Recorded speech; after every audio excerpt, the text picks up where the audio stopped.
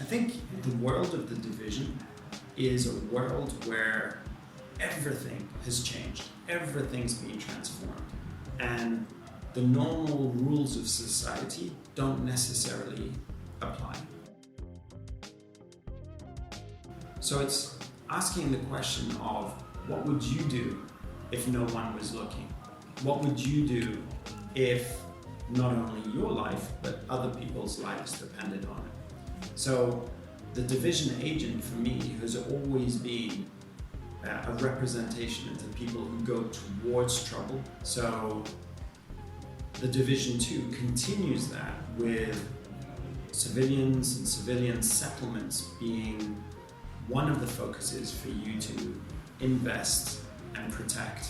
And that's very important for me. These civilian settlements, when you first arrive, they're going to be in a terrible state.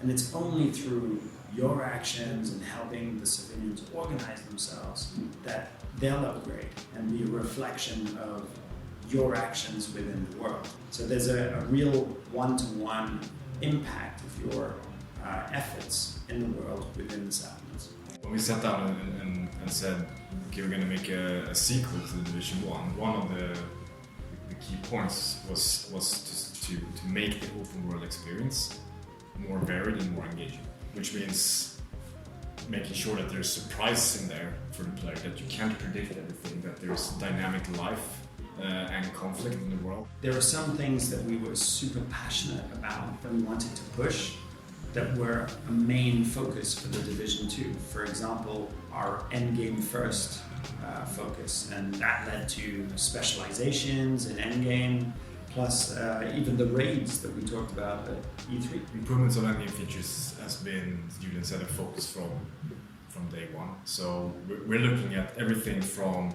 you, the player, where specialization is really that, at the start of Endgame, there's more progression for me to be had, that it sits alongside the gear game of finding, new gear and weapons and loot in the world. I get to actually evolve myself as a character, and I'm doing this in a lot of new activities. Of course, replaying the main missions with certain twists that we're not going to disclose fully yet, but it's going to be super exciting. And of course, the raids. So it's really about creating a tapestry of activity alongside really fresh new things to do with your character. I usually say don't think of specializations like classes, because classes is often, a choice you make before you even started the game. You don't know what will there be for me to enjoy playing this class versus this class, and what will the game be like in any detail. We're putting a specialization choice at the end of the campaign. You have played through a full campaign and a full level journey of growing both the variety of playstyle opportunities for yourself, but also the power. And then we're saying, hey, now that you know all of this, how are you going to make a specialization choice that sits on top of this? It doesn't exclude anything. On the first game, we had certain challenges, but on the second game, what we felt the most pressure with, at least from my point of view, is managing the Division 1 live at the same time as doing conception for the Division 2. Juggling those two things at the same time has been the hardest thing I've done professionally. I love the Dark Zone for that atypical PvE, PvP experience. And that is it. That is the question, the moral question of what would you do if nobody's looking? So even if you are a Division agent, how strong is your greed for somebody else's equipment when you see that yellow bag?